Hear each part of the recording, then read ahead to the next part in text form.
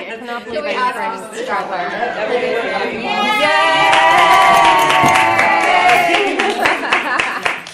I feel so bad that you waited more than one second because You're worth it. you're all moms. You're worth it, baby. Yeah. And dad. I'm a mom. And it's miraculous to get anywhere on time, let alone having to wait. Thanks. Yeah, everyone has Well, we wanted to thank everyone for coming, Yeah. obviously, for Hugh Jackman to this amazing sitting? Moms in the City event. Whatever you do, we'll do. So we are thrilled now to have a dad in the city join us with some of you other dads in the room. And we thought we would just get it started by just starting with one question and then opening it up for you guys. You guys got toys? Yes. Oh, we don't jump around here. Jack toys, I went straight to them and So I my think these are son genius. this morning, I dropped off to school and he has Noisy Boy and Adam in his hand. Oh. Backpack and he goes in the little ones that light up. He does. Where is Noisy Boy? Is Noisy Boy not there? No, he's over here. Because my Sold son's out, going sold out. out, sold out. No, they are selling off the My wraps like daughter crazy. is 6. She loves Noisy. I said, "Is your favorite Adam?" She goes, "I like Noisy Boy." The underdog, a- right? Yeah, but since she was little, I turned on the radio, and my wife likes to listen to kind of soft rock, and Ava would be crying even before she could talk, and then as soon as you put on heavy metal, she would. Yeah. So this was made for her. It's right in her zone. So fun. So we thought we'd just get it started with just a real basic, we're all obviously moms and dads trying to juggle all of our schedules. So we just spoke to you a little bit about, but we always find it fascinating when there's working parents that are Right. so involved in their children's lives and trying to find the best way to do it. Well, both of us are actors, which is difficult. In fact, my son really doesn't want me to be an actor because he says, I don't know when you're going to be around. And even though actually I'm probably around more than most dads, most working dads, he doesn't know when it's going to be or how long it finds. Unpredictable. So my wife and I never work at the same time. That was a rule we have. We're never away from each other or the kids for more than 2 weeks. Never have been. And even that is hard, as you know. Oh, well, I'll be honest, 1 or 2 nights. Let's all be honest. I remember ringing my wife, and I was on a press tour, and I was staying in this fantastic hotel, and I rang her, she goes, how's everything? I said, "Babe, please don't take this the wrong way, but it's fantastic." I said, "What do you mean?" I said, that she likes the curtains open, I like them closed. She has the TV on, I have it off. I said, "I'm just in bed. People are all going out to party, and I'm just lying in bed on my own." She said, "Trust me, I get it." And then go out to party after. And on the wall, we have a schedule, like a calendar for the week written up, so that everybody knows what is going on. We all know what each other's lives are because, as you know, the city can get crazy busy, And the other thing we learned, probably when my son was about 3, was to allow a half hour extra than what we think. And if you have that luxury of time, it changes your life. And all of a sudden, the city becomes phenomenal and not Rushed. this beast, this enemy. Sometimes the city can feel a bit like, I've got a kid, but when you have time and you're not rushed, it's phenomenal. So who's got a question for Mr. Jackman? You were first, yes. Quick. Journalist, photographer. Why don't you guys announce yourselves and before you So, my ask? name is Linda Grant. My site is nycsinglemom.com. Right. I am a single mom who adopted on their own. So, Yeah. at 11 days old. So I know that your kids are adopted. They are, So yes. when she was younger, it's not a big, kids are like, oh, you're adopted, that's cool.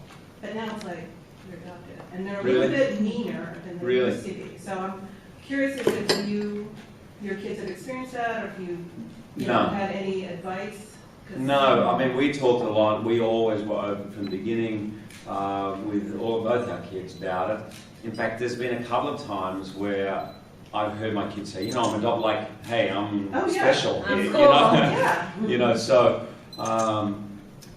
but I think the school, we talk a lot to the teachers, we talk to the headmistress. The school that my daughter's at, Little Red Schoolhouse, is very progressive, and they are really active in talking with teachers, because what you don't realise, it's so easy in every class they say, oh, we're having family day, let's talk about our families, and blah, blah, blah, and a lot of adopted kids can all of a sudden start to feel different, for the first time start to feel they're not included.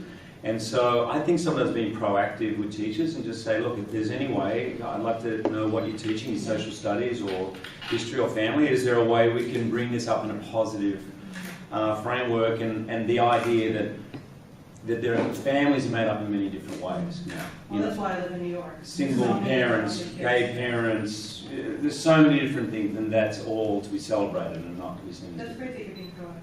Yeah, I think you need to be, and some schools are more on it than others. So. Question about the movie? No. Yes? No. Oh, actually, I have a comment about the movie. Oh, good. My son, who is 10, made me promise on his way out the door this morning that I would tell you that he really, really, really wants to see it. Well, I would tell. Well, no. Now I'm going to get in trouble with you. I'd love it if he gets a chance to see it. He will. Yeah. And I can tell you, I think he's really going to love it. I've seen the movie with a lot of kids, particularly around that age, and it's so fascinating to me how kids just get so wrapped up in the story of these robots, particularly the robot of Adam and the relationship with the boy who's about the same age as your son and Adam. And then for parents and other people, they get really caught up in the father-son story. Yes, and you know, cry. there's a lot more. I know my wife elbowed me during the movie. She goes, "My daughter was a robot." She was, anyway, so I hope he enjoys it. What's his name? Jake. Jake. Have a good time, man. And for Jake, you know, this is for you. Oh.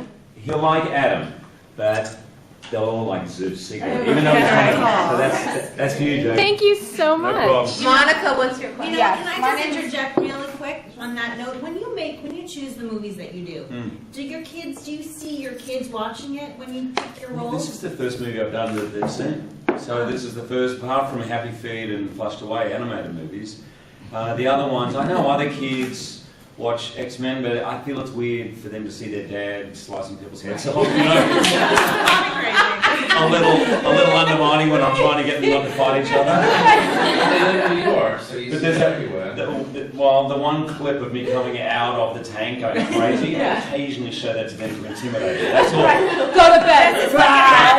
But this particular movie, and you should not blog this, but this was bad parenting, but you'll get a kick out of it.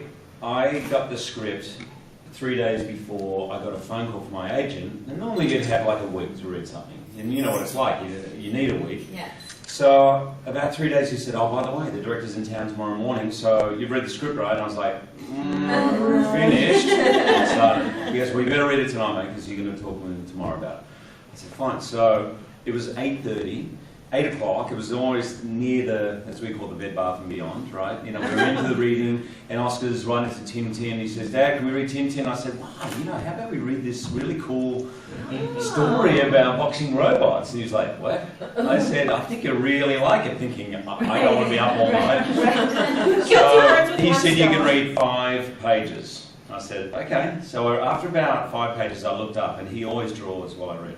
And after about 5 pages, I looked up and he's like, go on, keep going. So I read a few more pages and he goes, keep going. Yeah. So he was probably up until about 9:15 that night, and then he made me read it to him every night for the next 10 nights. What a great And I story. knew that, you know, when a 10-year-old boy is just listening to that story without seeing all the cool stuff, I knew we were really onto something. Right. But Yeah, they the had son him watch. played a part in making it. Absolutely. And he, you know, having him there watching the movie is such a great thrill. How does that feel? It's so, well, to have them. I saw the movie for the first time with my mother-in-law, my wife, and my kids, and they all loved it. It's But really it great. really is a movie Two more that spans questions. generations. Sorry. My mom, wave your hands. Oh, hi, Mom. How are you?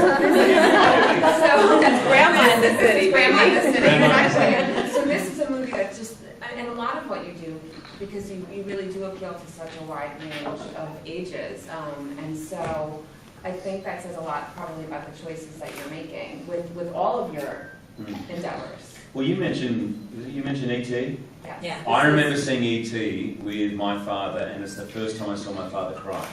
And I remember it was so amazing to me because I was so into that movie, but I was watching my father cry, and I was sort of so wild. Yeah, and I kind of felt closer to him after that. And movies can do that when you're genuinely in a movie that appeals to everyone, and Right. it's Okay, rare. I'm 9 Samuel with What Living. So I took my son Jaden, who's 6, I'm ready to see it. Now he officially wants to become a boxer. Does he really? Yes. What advice do you have for Jaden, who now thinks he has to train with his dad every night? Go for it. You know, the good thing about boxing now, I train at a place here called Aerospace, downtown. Some of you guys might know it. It's phenomenal. And lots of girls go there, guys of all ages. Well, we're all There going you go. now. Aerospace just got a big it's foot. it's the best, honestly, it's the best way to condition. And I think for boys, I don't know if you, first of all, they train you in a way where it's as though you're getting ready for a fight, so they give you the conditioning without being hit, basically. So as a mum, you'd be happy about that. Yeah. But, or, you know, Tiger Schulman is a great place to go here. My son used to go there. Yellow bells now with karate, but Oh, now they cows. saw real steel. Yeah, well, I don't know if you've ever read any Joseph Campbell, or have you ever seen the special of him on PBS? He did this book, The Power of the Myth, and he was one of the great professors at Lawrence's, anyway, the all-girls college. And Sarah Lawrence. that's Sarah Lawrence, yeah. And he's quite famous, and he said, he's a very soft, sweet guy, and he says one of the mistakes a lot of modern mothers make is saying to their kids, I don't want them to play football, I don't want them to box, I don't want them to do martial arts because it's dangerous for them. And he says what they fail to understand is somewhere in the DNA of all boys, it is there. Mm-hmm. And thankfully, you sort of grow out of it. But if it's not kind of exorcised in a way, then it comes out in other ways. Maybe video games, or you can even see it when people barrack for a football team. It's you need to get it out. And in every culture that has ever existed, there has been some form of, it's really ritualized violence. It's some kind of rule-made sort of form of violence. And boxing is one of those, football is one of those. So anyway, I passed that on. My son is 11, so up until he was 9, he was pretty much homeschooled. If we were somewhere for 6 months, he would go into school. And then I realised that wasn't supporting him, he needed to go. So that's why we settled here. I know a lot of actors who base their family in one spot and they will go off and act and come back. I just couldn't come to that idea of being away for 4 or 5 months. I was like, I love acting, but not that much, you know, it seemed too long to be away. But I understand why people do it, it gives stability. So we chose New York, and I try because I love Broadway, and I know I'm going to be here. I also know it's geographically great for a lot of places, and I try to do movies in their summer vacation. So this movie, the director and I got together and we shot it. We started in June, we finished in September. So they were with us in Detroit the whole time. And then I try and do theatre like I'm doing now. Great. You want 2 to weeks plug of that? playing. Sure. On Yeah. 25th of October, I'm going back to Broadway, so I'll be for the fall here. And for me, that's ideal. It means they can be with me on vacation, and otherwise, we're here. Well, thank you so much. He has to go to Rachel Ray Live. So, Thank you so much for getting here all on time. we can talk to you for hours. That was very cool. He was a very relaxed interview and extraordinarily polite, and it was worth getting dressed for. So I don't shower for just anybody. So yeah, it was worth showing up clean for. Thank you.